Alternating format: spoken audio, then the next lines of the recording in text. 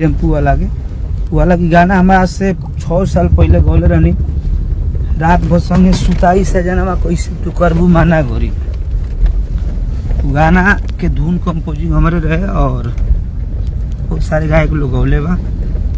Web से गाना आई रहे। नमस्ते प्रणाम और हम आप सबके भाई प्रमोद प्रेमी यादव। बहुत बहुत धन्यवाद आप सब प्यार दुलार इतना दे तनी। और देखी तो लगन 1-2 दिन के अंदर चढ़े वाला है। 14 तारीख के बाद सब भाई लोग शेयर लगाइए। और देखी कि कल ग्लोबल म्यूजिक जंक्शन से गाना आई रहे हमारे, काफ़ी प्यार आशीर्वाद देनी। आज 2 गाना छूटल बा। एगो हमारे सारे गामा से, एगो प्रमोद प्रेमी एंटरटेनमेंट से। विशाल भारती गाना आर्या के एगो में संगीत बा, एगो में साइफ राव के।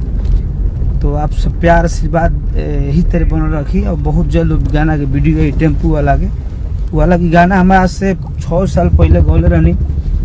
रात भर संगे सुताई से जना कैसे तू करबू माना गोरी।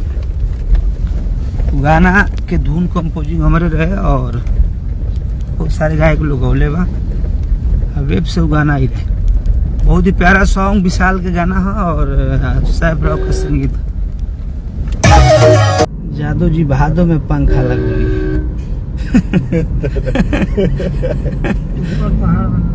नहीं तेल वाला। आज वो गाना बड़ा प्यारा आइल भाई। ऑफिशियल से हमारा छूटल बा ऑडियो हो। और सारे गामा भोजपुरी से छूटल बा। आर्या का संगीत हो, विशाल भारती गाना। बहुत ही प्यारा सॉन्ग। आप सबका मन खुश हो जाए। सब भाई लोग दिल से प्यार दे। टेम्पू ऐसी लगाइए। Thank you. नमस्ते प्रणाम। आशीर्वाद दिया आपसे।